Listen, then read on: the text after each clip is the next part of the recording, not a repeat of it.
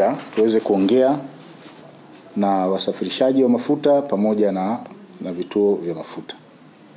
Kwanza ni kuambia wenzetu wenye vituo vya kuuzia mafuta wahakikishe vituo vyote vya mafuta vina ulinzi wa askari wenye silaha. Lakini pia vituo vya mafuta ni vema wakafunga CCTV kwa ajili ya kuweza kuwatambua kama kuna watu wataenda kufanya uharibifu, tuweze kuwatambua na kufanya ufuatiliaji. Lakini pia wamiliki na wauzaji wa mafuta, wamiliki wa vituo vya mafuta na wauzaji, tunawashauri kwa kipindi hiki ambako tunaelekea kwenye hiyo 9 Disemba yao pamoja na mambo mengine, basi wasiwauzie mafuta mengi bodaboda pamoja na bajaji. Wauze mafuta kidogo, yasizidi lita 2. Yasizidi lita 2.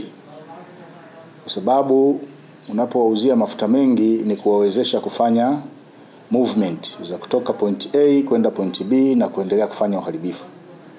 Kwa hiyo mafuta yanapokuwa mengi ni kama yanahamasisha, yanawapa nguvu ya kuweza kusafiri kutoka sehemu moja kwenda nyingine hawa waharibifu.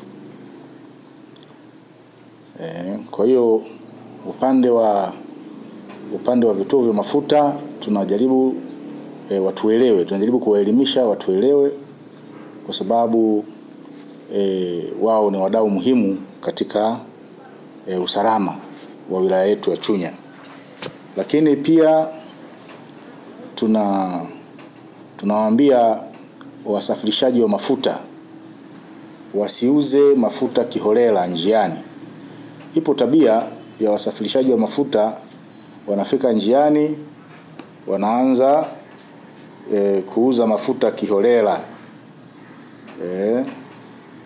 Na sisi tumejiimarisha kufanya doria katika maeneo hayo kwenye vituo vya mafuta pamoja na kufuatilia magari ambayo yanasafirisha mafuta.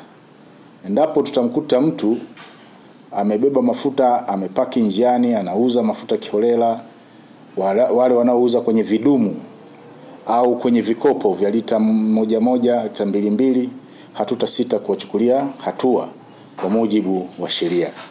Kwa sababu watu wanaonunua mafuta kiholela kwenye vidumu, kwenye vichupa vidogo, hao ndio wanachukua hayo mafuta, wanaenda kuharibu miundombinu na kuchoma majengo ya watu pamoja na majengo mengine ya serikali. Kwa hiyo sisi hatutakubali kuona hali kama hiyo inaendelea. Kwa hiyo tumeona tuchukue wasaa huu kuwapa elimu kwamba waweze kufata hayo ambayo tunawaelimisha. Lakini pia tumeongea na bodaboda, nao tumewaelimisha kuwa makini na watu ambao wanawabeba, kwa sababu hawa wanasafiri kwa kutumia bodaboda,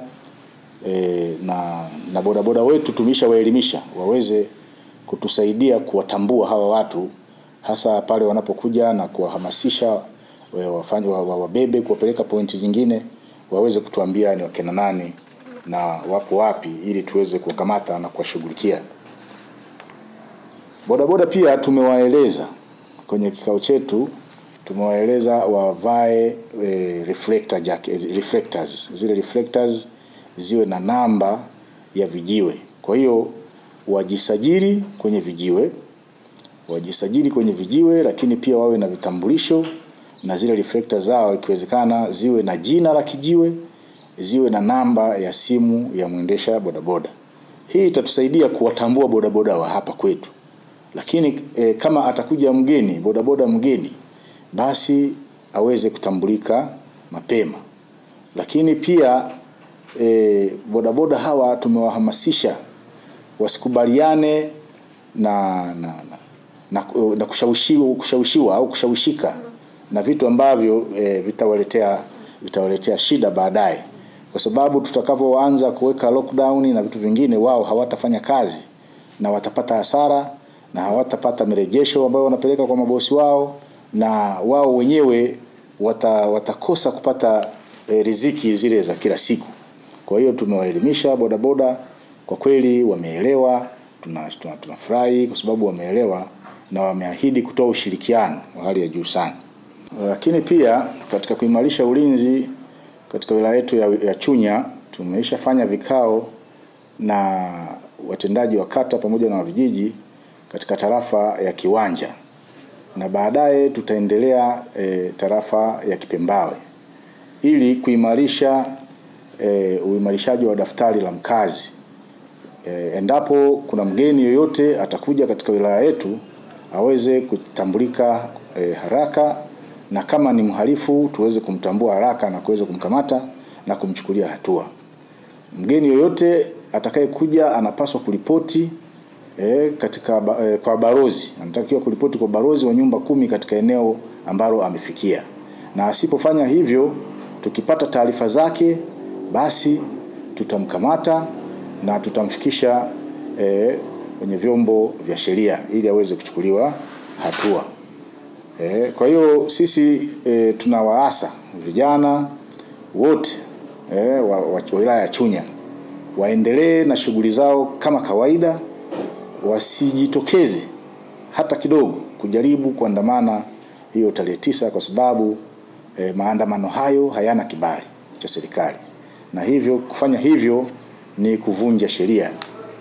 Na sisi tunawaasa watu wenye mapenzi mema watoe taarifa mara moja kwetu au kwa kiongozi wetu wa serikali juu ya ujio au juu ya uwepo wa watu wanaopanga njama za kufanya maandamano haramu siku ya tarehe 9 Disemba. Baada ya kusema hayo, napenda niwashukuru sana ndugu waandishi wa habari na kuwakaribisha tena katika ofisi yangu ya mkuu wa polisi wilaya ya Chunya.